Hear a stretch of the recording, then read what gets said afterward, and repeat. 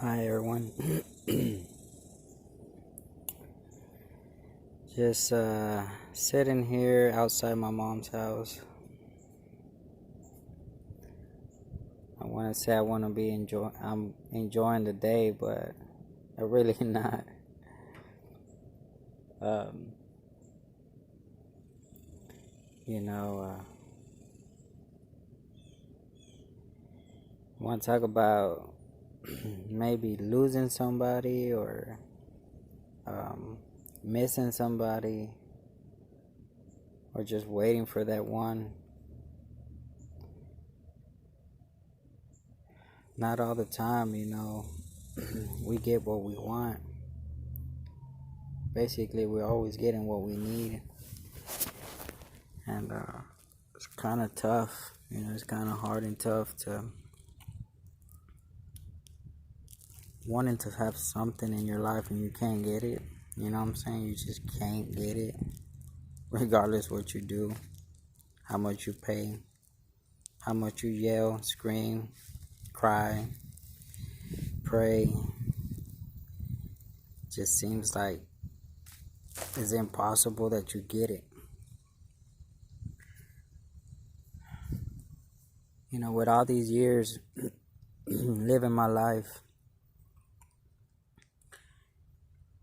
I came to knowing Christ, and in the moment I came to knowing Christ, it was like everything was different. There was like hope, there was freedom, peace, love. Everything was there. Like, it was just like nothing was missing. Nothing was missing at all. And, but at that moment I was missing something, that I believed that I was missing. I had just broken up with my girl, my ex-wife, my first wife. And which is the mother of my child. And I let her go. I was thinking like, I let her go, but I still want her back. I was just hoping she would change her ways, maybe make things better. And I know I wanted to change. That's why I prayed, and that's why so many things happened. And it got to the point where I did change. Because of that breakup, I did change. And but losing her was real hard on me.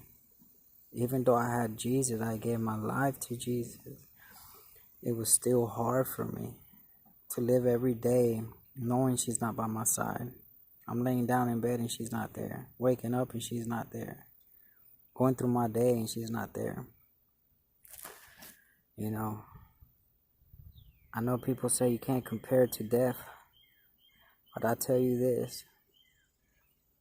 When you give your life, your heart to someone, I don't care if it's a brother, mother, friend, girlfriend, boyfriend, whatever. When you give all your heart and all your love to somebody, and they no longer by your side, they're alive and they're not by your side. It's the worst thing that you can go through.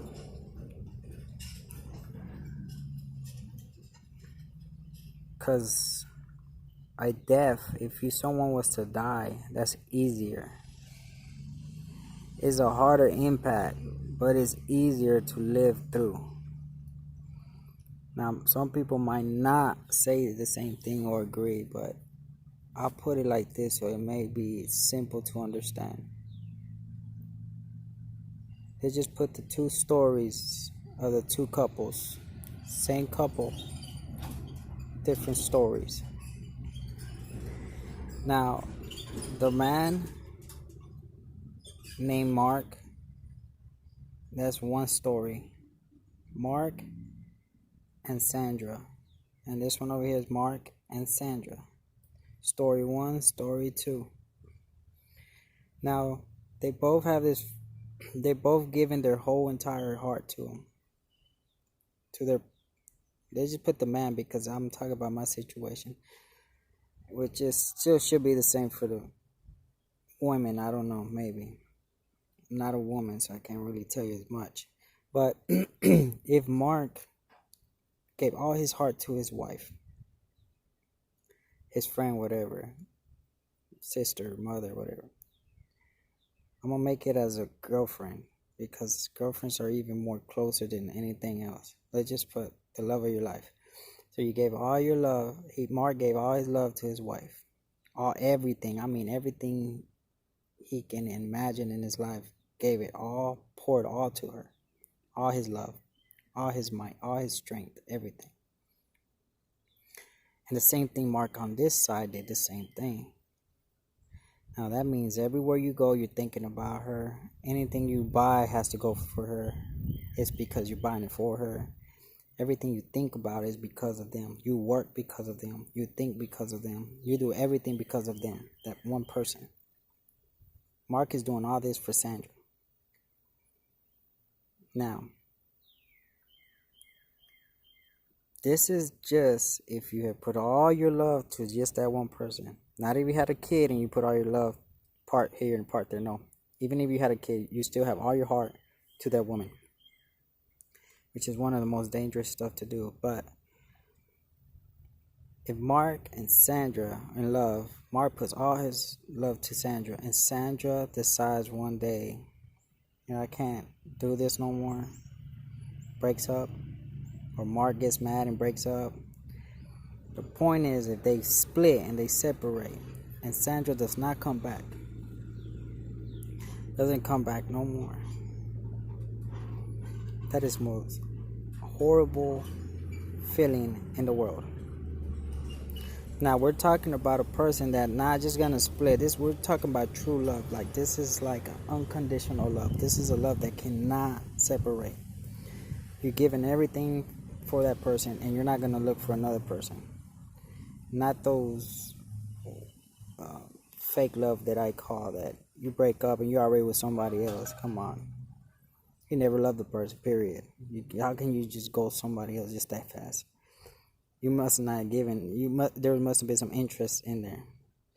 Now, but you deeply love somebody, and that person leaves, and they go, and that other person, Sandra, decides to go with another man,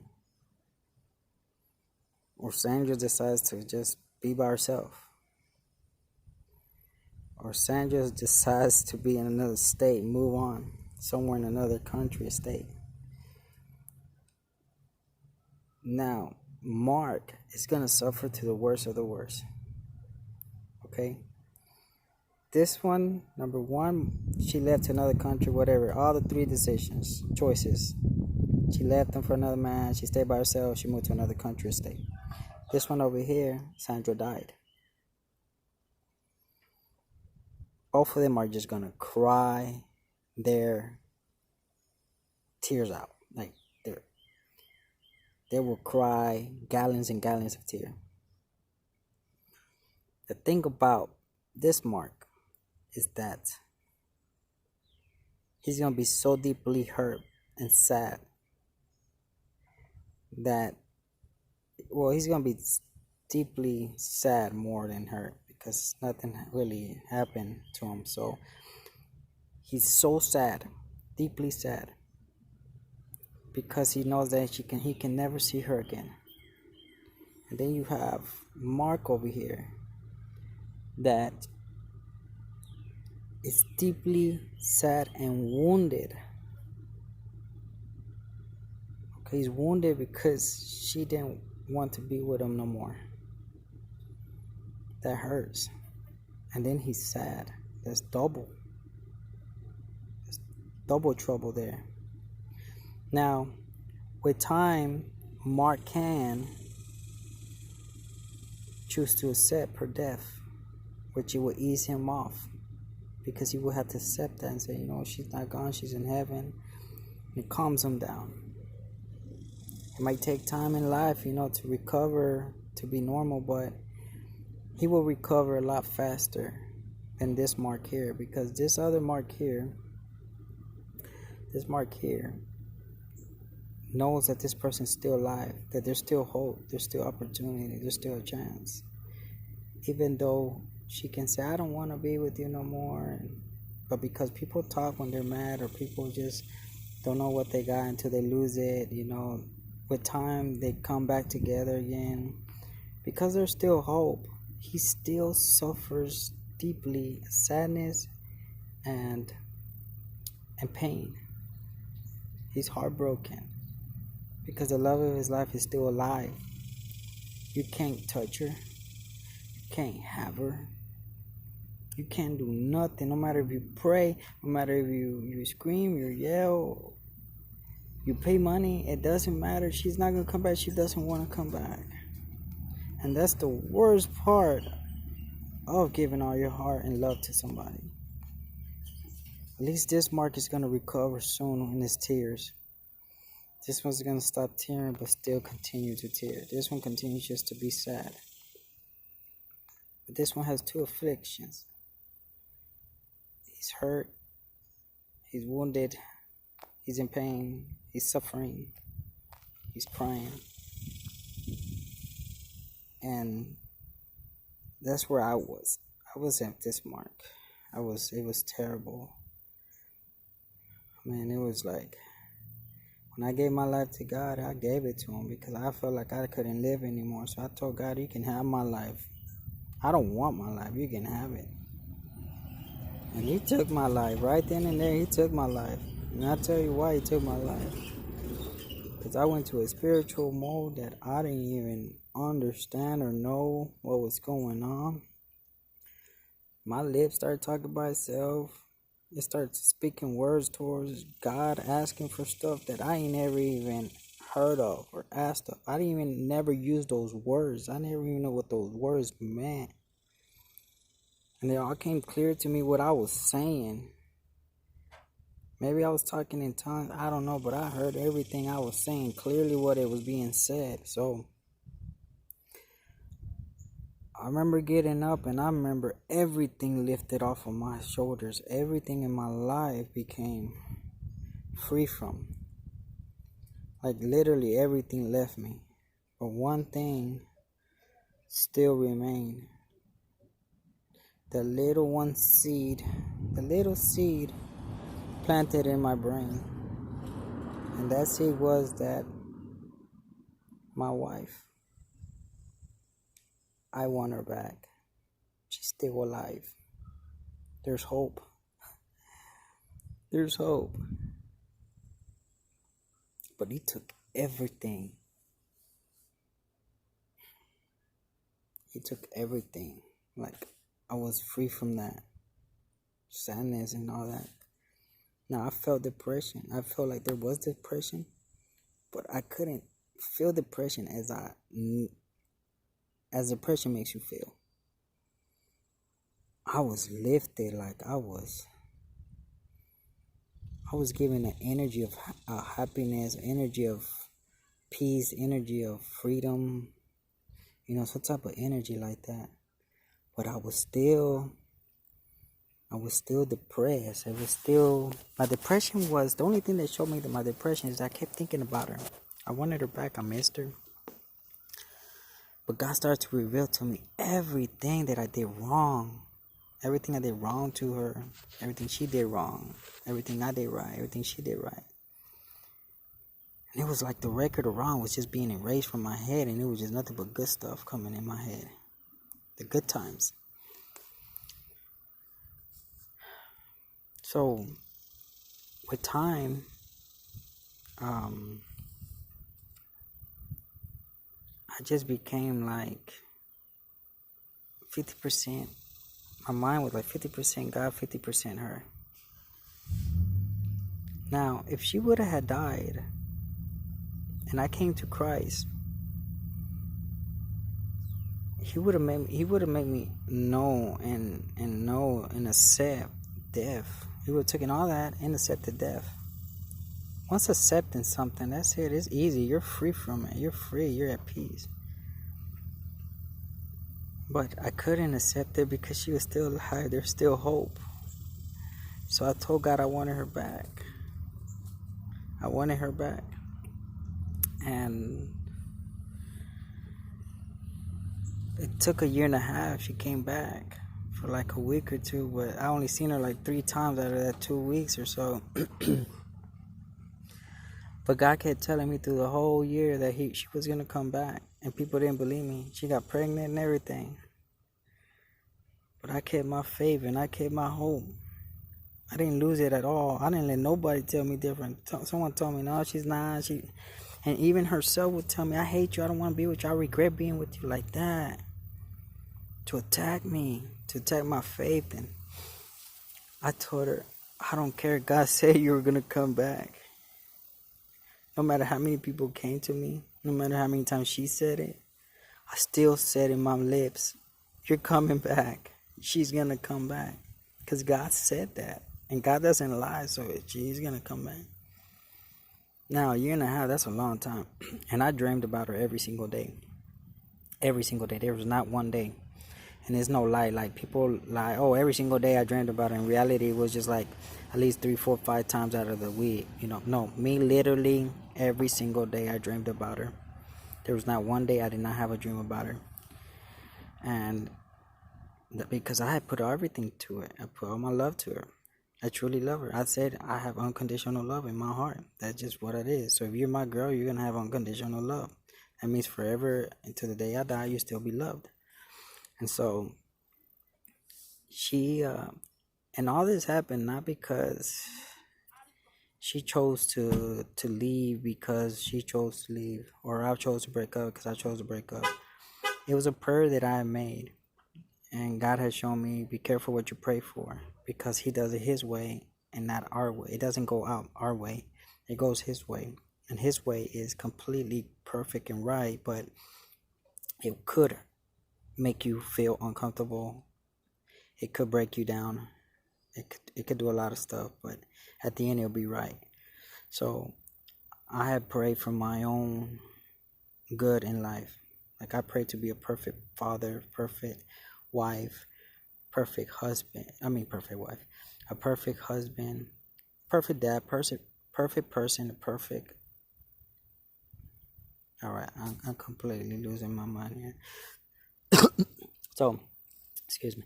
So, a perfect person, perfect husband, a perfect dad. Now, I wanted to quit. I wasn't smoking cigarettes like that. I was rarely smoking a cigarette, but it's something that my wife didn't like, so I wanted to quit that. Drinking beer, I wasn't even a drunk. If I drank the beer a day, she thought I was a drunk. That wasn't being a drunk. An alcoholic. That did not mean that. So I chose to tell God I want to change my life. To quit cussing too. I cuss like you have no idea. You think y'all have it bad. Y'all ain't never met a person like me. I love to cuss. In a sentence, there was 10 words. I was cussing 8 to 9 cuss words into a sentence and making sense. It was real bad. I loved it. I just loved the way it was. So I had a problem. I recognized it, and I asked God. I didn't know about Jesus. I didn't know anything about that, Holy Spirit, nothing. I just knew that God was there, and I knew what God is. So what I did was I asked God to change my life, to make me perfect. And guess what happened? Well, the last minute came, and things started going bad in our relationship, and I chose to make a decision, because I used to break up with her just like a little kid. It's over. Little kid stuff. That last moment I chose, you know what? I'm not just going to break up. I'm going to think about it. And I thought about it. And a voice came and said, if she's not able to respect your decisions, because I had told her to stop doing something, she just wouldn't stop talking to this man. And the man was just trying to get with her. I don't know, but she didn't respect that. So what happened was that a voice came and said, if she did not respect you of your first decision, what makes you think she'll respect you in the future, or any of your decisions? After that, I made my choice, and I said I don't want to be with her. So I went and told her I don't want to be with her no more. And she gave me the ring, and I was like, what? I expected her to be like, oh, but what happened? No, she just took out the ring, gave it to me.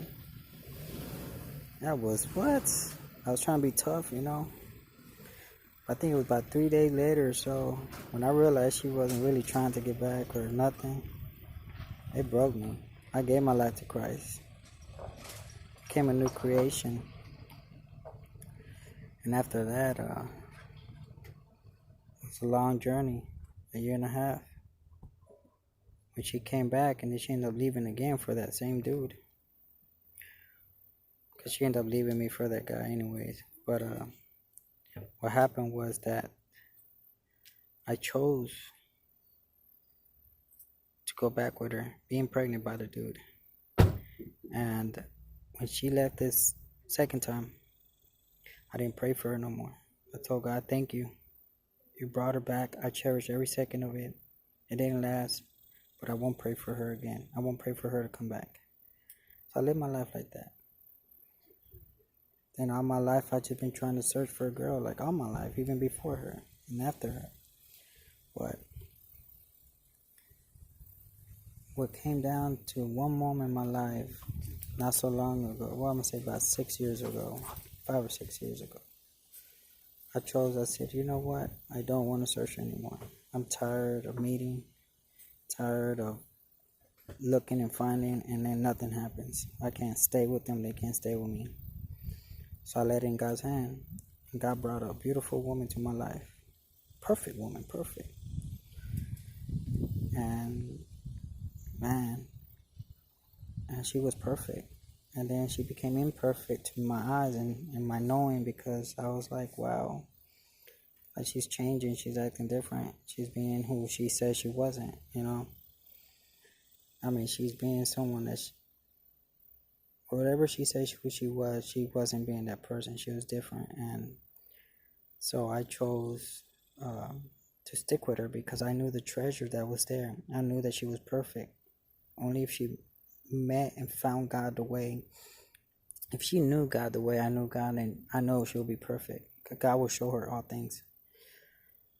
And then so I chose to stick with her, and I've been with her for 6 years. And it's been on and off. She has abandoned me a couple of times, and for things that she believed that was gonna happen, it didn't happen. It was just like the enemy just always tries to put negative things against your own partner. But it has deeply wounded me.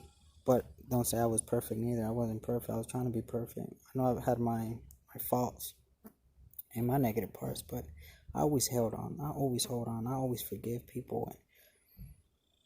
And right now, at this moment, she's gone again. It's not because she wants to leave. I know it's not that.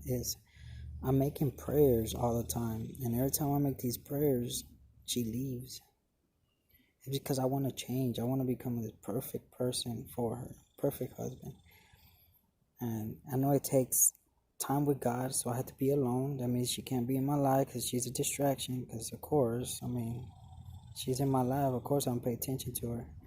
So God wants me to be 100% with Him, 100% loving Him, paying attention, reading, fasting, praying, to be a different person. He's trying to mold me. He's trying to make me right. But He can only make me right if I had time for Him. And so this time it's like I'm going through this, I'm going through this.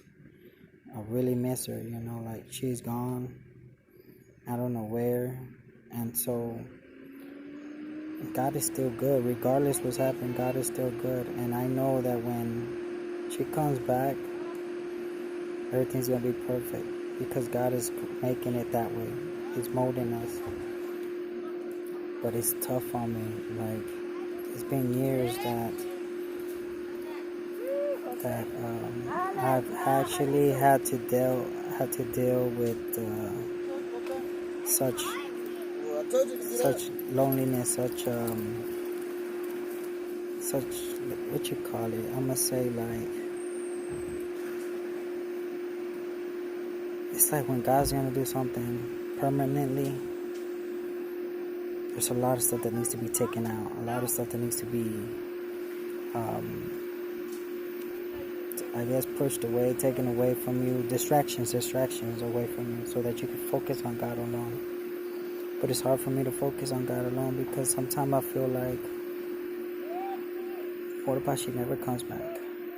You know, like the negative thoughts. What about she don't come back? You know, when will she come back? When will this time be?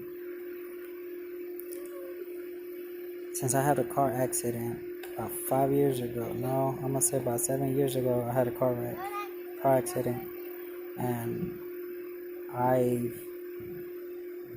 felt like this depression I have, this mind right here, just can think of the negative stuff and capture it, and man, it's hard to take it out. So that's why I'm going through what I'm going through, because I feel like a negative thought comes in and says she's not gonna come back. Don't get back with her. All that starts to evolve. Like it doesn't even like comes right off. It's not like the helmet salvation and it. No, it's like it literally stays in there. Like if it penetrates through the helmet of salvation, and then it stays in there bouncing off, and it's hard to come out. And I feel like all this stuff is just like terrible to me, you know. Like I'm trying to focus on God and it's difficult. So I'm making this video, like, but these are for y'all people that don't ever put your heart to nobody, not your kids, not your mom. Put all your heart and your love to God alone, just to God, because He will never leave you, never forsake you, never abandon you. So He'll always be there. So if anything, you'll always have and remain with that same love and position. Even if someone dies or even someone leaves you, you can't even cry, you can't even suffer, because of the fact that you never gave your heart to them. You always gave your heart to God, and God will never leave you or forsake you. But these people here, as a dog came over